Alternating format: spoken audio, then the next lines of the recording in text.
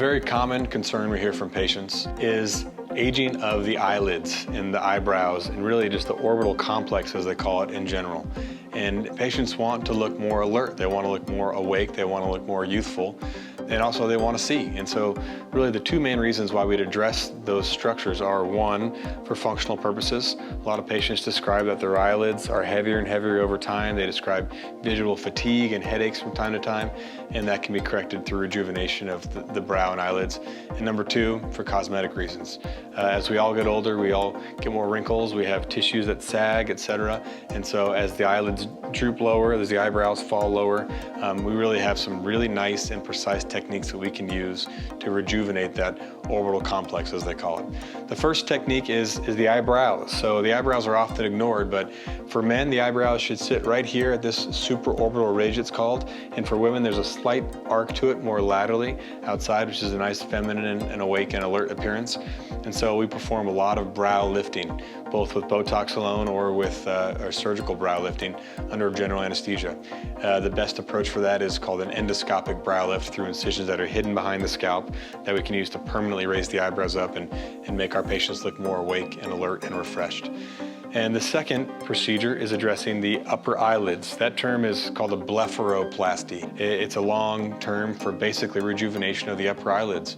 And what we do for that is we just very carefully mark out with a caliper the exact amount of skin that can be removed during a surgical procedure. And if done alone, that procedure is done here in clinic under local anesthesia most often with a small anesthetic that's placed below the skin. And I just very precisely remove the extra skin that's not necessary. I raise the eyelids back up. I do some fancy suturing technique to remove additional fat from the inner part of the eye and to raise the eyebrows slightly from below.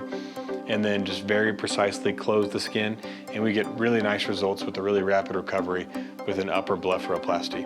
And the final procedure done for rejuvenation of the orbital complex is a lower blepharoplasty, which addresses the cheeks and addresses the lower eyelids. So this procedure is usually done with a small incision that's hidden right here below the eyelashes, and through that incision we transpose, or we redistribute the fat that often forms bags below our eyes, and we make really a seamless contour from the lower eyelashes to the cheek. As we all get older, we get bags below our eyes, and they sag, they make us look tired, they make our eyes look heavy. Our cheeks sag lower and lower as well, and so sometimes you can feel the bone there and you can see it as we have these two convexities below our eyelids and above our cheekbones. And so what I do is I transpose the fat in a minimally invasive fashion. I remove the fat that's not necessary and to give a more youthful contour to the face. I also resuspend the lower eyelid. As they droop forward over time, I want to tighten those back up and make sure that the eye is healthy, is not dry, and looks youthful.